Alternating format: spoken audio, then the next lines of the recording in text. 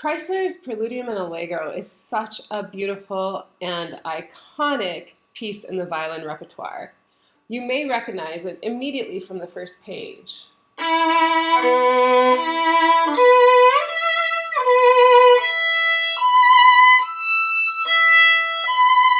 In this video, I'm going to give you practice tips to improve your violin playing in Kreisler's Preludium and Allegro. Hi, I'm violinist Heather Kay. I work with dedicated adult violinists who want to develop impeccable technique and play with gorgeous tone. You can easily download the notes for Kreisler's Preludium and Allegro at imslp.org for free. It's in the public domain. Once you download it, I would suggest printing it up and numbering your measures because I will be referring to passages by their measure numbers to keep us on the same page. Just going to give you a heads up, if you number your measures, on the second page there is a pickup, and so the second line, first measure is measure 64, just to make sure that we're all aligned on the same measure numbers. So second page, first measure of the second line is measure number 64. Okay, so where you want to go first is measures 125 through 142. It's a pretty tricky passage because it's very easy for violinists to get lost, and it has a lot of string crossings. You will have to know positions to work on this passage, or if you want to start working on the passage before you actually know your positions, it's a good time to start learning your positions. It starts off with measure 125. And you start in first position, but then you're going to be working your way up in the positions. I actually have a very detailed video that's going to walk you through this, and I'll put a link here in the upper right-hand corner of this video that you can check it out. I'm not going to be devoting as much time in this video on this specific passage. So if that is the passage where you really need the most help, then head on over to my other video or enroll in my Kreisler's Preludium and Allegro course where I walk you through every single measure practically and how to practice it. In that course, you do get the download of the double stop exercise that I created specifically for this passage of measures 125 through 142. That is important because our left hand, even though it looks like we're just playing separate 16th notes all over the place, the left hand has a strategy and a system, and that is double stops. So I'll just give you an example here real quick. So if I'm starting here at 126, we have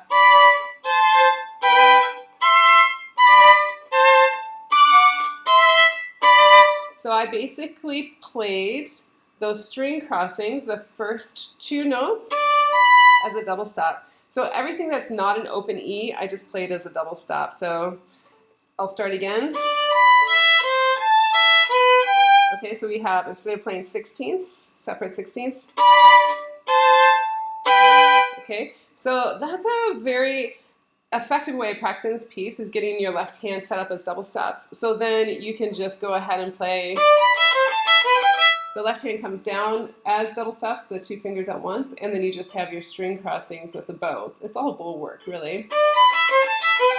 Okay, so in that passage, and when you're moving up in the positions, it's going to be, more of a challenge of working out the left hand.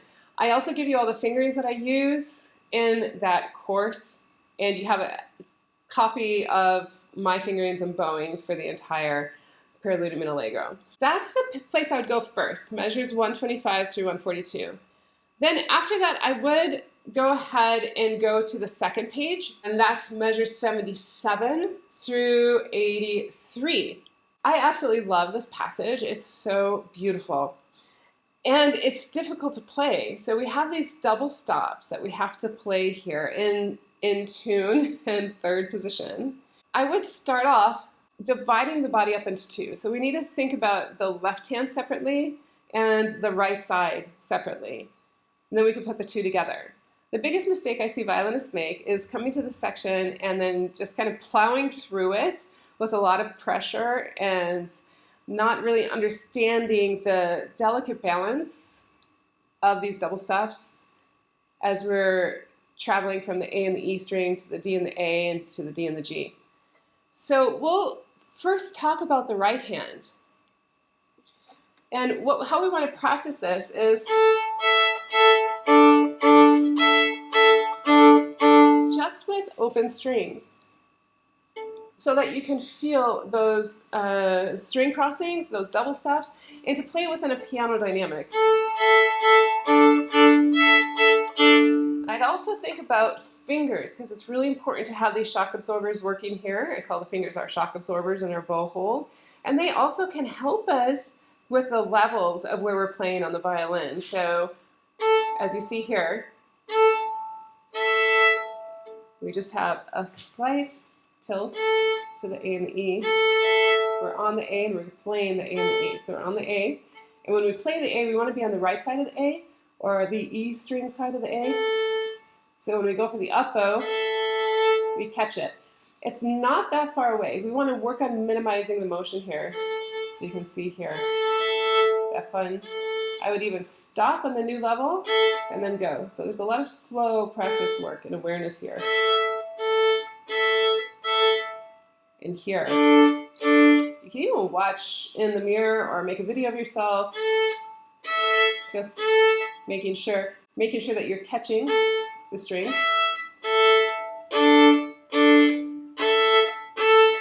At the beginning of the bow strokes. If you don't hear the two strings sounding immediately at the beginning of the bow stroke, it's time to do it again. It doesn't count if the second string sounds after the bow is moving, okay? We need both strings to sound at the beginning of the bow stroke. Okay, so here's A, leaning to A and E, and right here, getting to the D and the A on that up bow before moving the bow.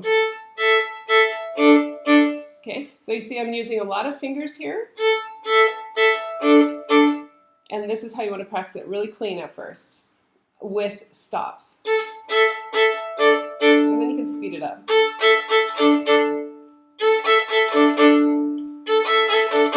Okay, so violinists here, other violinists play this passage a little off the string, so a little bit offish. And so then the immediate reaction is, okay, I've got to practice this off. But it's better to practice on. Be aware of these string changes and levels, because when you speed it up, your bow is going to want to naturally come off the string a little bit. So it's not a good idea to think about that at first. Think more about the levels and the fingers and the fact that we need to be leveled on two strings before moving the bow in order for this passage to sound very clean. So that was one example I gave you in measure 77 of the string crossings. It gets quite tricky when we have to go from the A and the E string to the D and the G. So what I just gave as an example was A and E to the D and the A. But if we look at, for example, measure 82, here we have to go to the two extremes. So we start on the G and D, two strings at once, and we have to go to the A and E on that up bow. So that variation is pretty simple. It's reversing it that can be difficult. Okay, so you want to practice open strings, stop, get to the new, and get to the new before moving the bow.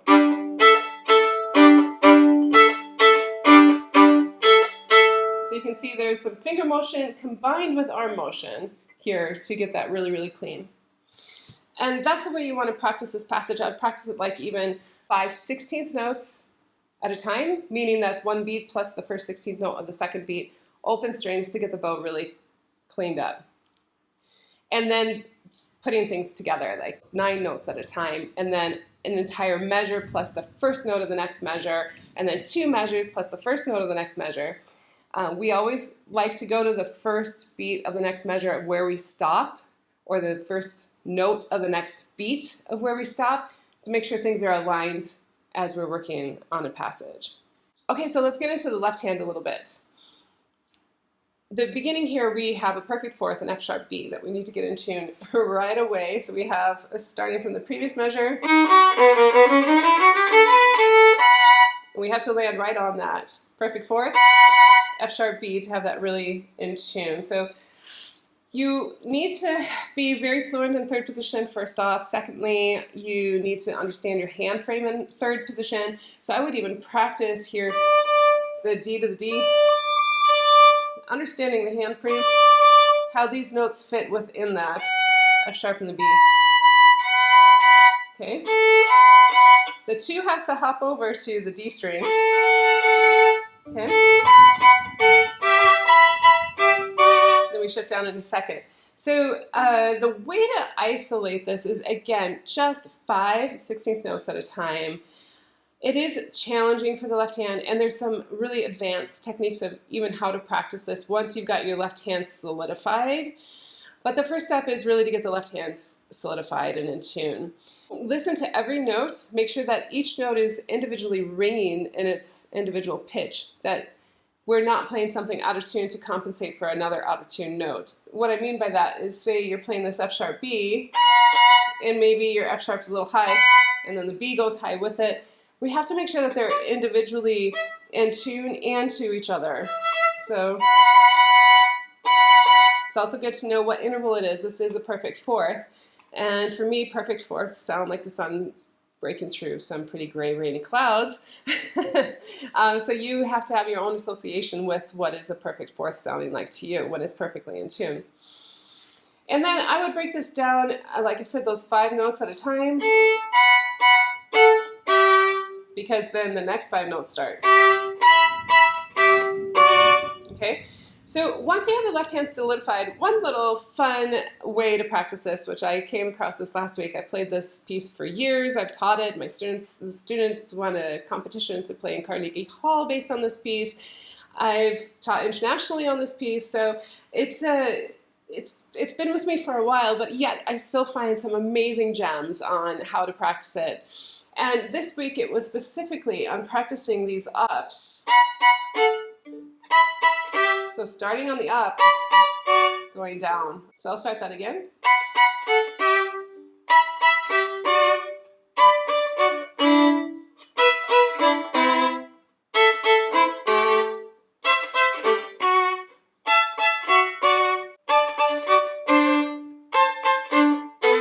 Okay, so that helps because it helps with the bowing to make sure that that up bow is really caught and crisp and clear. And then when you put it together,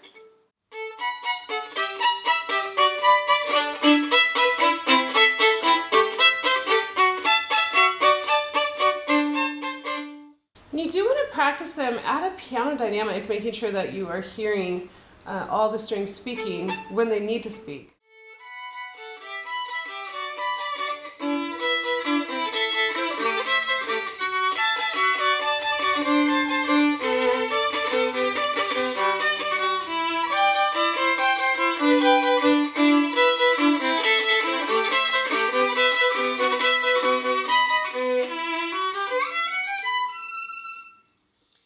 Now, for the left hand in this passage, if your left hand is not set up properly, this is going to be absolute hell for you to work on this. What I mean by the left hand being set up properly, we have to grab this double stop here, the G and D, fourth finger on the G string and first finger on the D string. So when I taught this course live to violinists, this was one of the biggest challenges. And the reason why is because your left hand was not set up properly. If your left hand set up properly, you're going to be able to grab this and you'll be able to create that bridge with the fourth finger on the G string without changing too much on your left hand. This is how your left hand should be all the time. So this is why I am such a huge fanatic about violin foundation.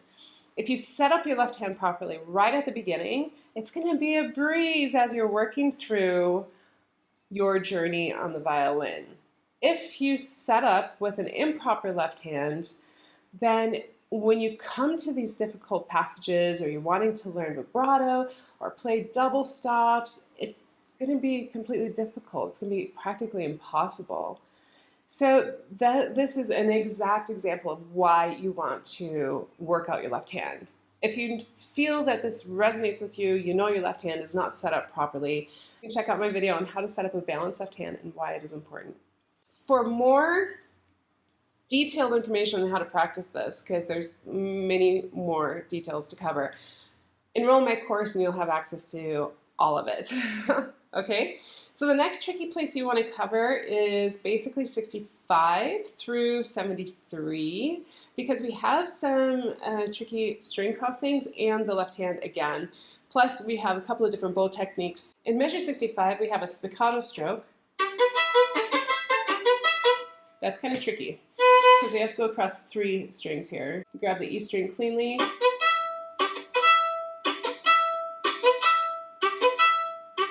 So you can practice just 3 notes at a time. Down, up, down. And same thing, we need to be at the E string level before moving the bow. You can even just practice BE.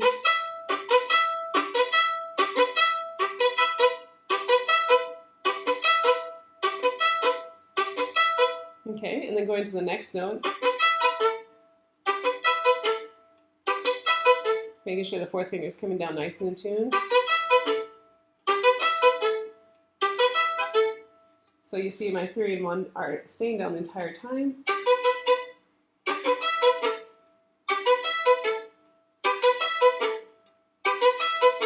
So you can even see here how my 1st finger is really set up nice on the inside corner, clearing the A string here. And also, I'm not touching here. If you're hearing some squeakies, it might be because your skin is touching here. So again, left hand setup, super important.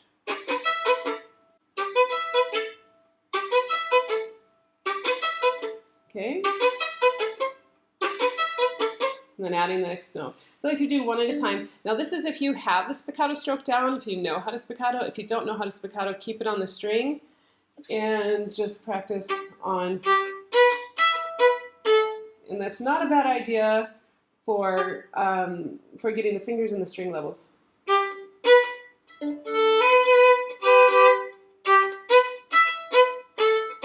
Okay, so that's for the right hand. Now for the left hand, we have G and B, a major 3rd, and then we have A and C, a minor 3rd. So as you see, when I play this, my middle finger is really pretty long, so it has to kind of like get in there to get that really in tune. Okay, so you practice those 3rds. All right, to get the left hand, and then you have your right hand to add on to that. And as you saw, I played that A and C as a double stop. Okay, so that's one section there. And then measure 66, we have some other challenges. We have a perfect 4th that we want to play as a double stop. The G to the C, the G to the E, major 6. Now, as you see, as I play that passage, the 3 stays down. The 3 stays down once it's down. Okay, and then this passage is on, this measure is on. Back to spiccato. Now the next measure we talked about one at a time, but you can think of these as triple stops as well. Just to get your left hand set up there, okay? So there's so many different ways to practice it. This is just the tip of the iceberg. If you want more, if you enjoy my teaching style and you'd like to learn from me this specific piece, enroll in my course. I take out the entire overwhelm. I have everything laid out for you. It's about 65 different bite-sized videos.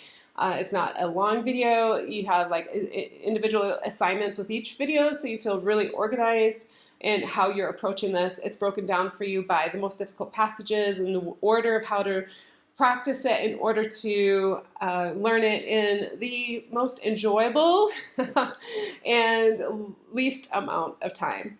So have fun working on Preludium Allegro. Let me know in the comments below if you have any specific piece that you'd like to see me do a breakdown like this again. It'd be my pleasure if you enjoy this style of video, and I will see you hopefully in the course, and enjoy working on Preludium Allegro.